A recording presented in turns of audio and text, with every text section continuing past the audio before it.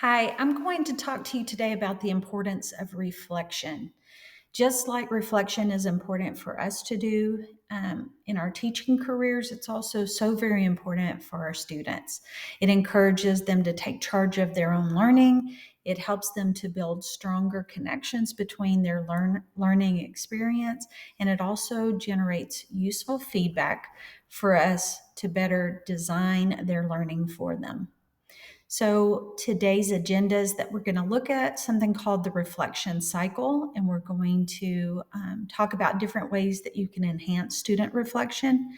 I'm going to show you some techagies for reflection, and then I'm going to have you do your own reflection and take a quick survey for me so that I can then reflect.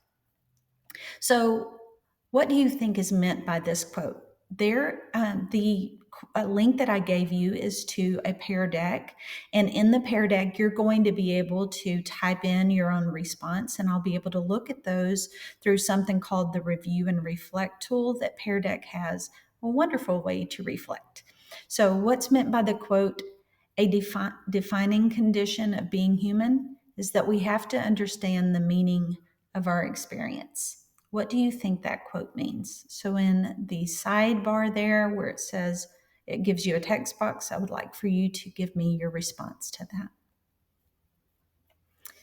So, we're going to look at the reflection cycle, and I love this because it follows along with um, a book that I'm reading about clarity. And so, if we make our students more clear on their learning intentions, more learning will happen.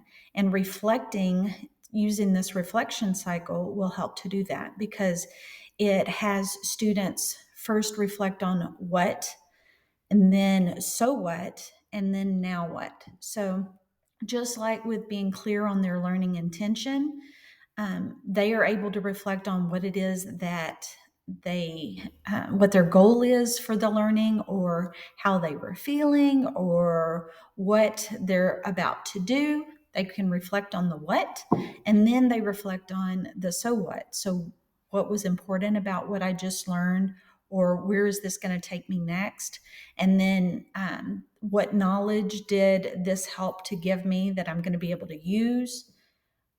What did I learn about myself and the way I learn through this learning process? A lot of different things in the so what section. And then in the now what section of the reflection cycle, they're going to, so now that I've got this information, what can I do with it? Where is this going to lead me? What's coming next that I'm going to use this knowledge for? And this is going to help students to retain that information or want more information. So, this is the reflection cycle.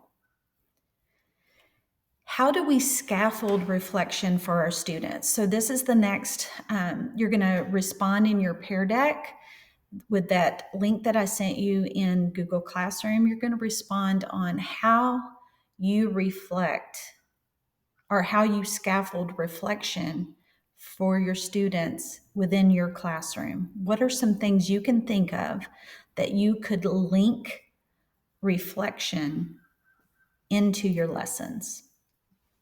So, in the little response box, you're going to type a response there.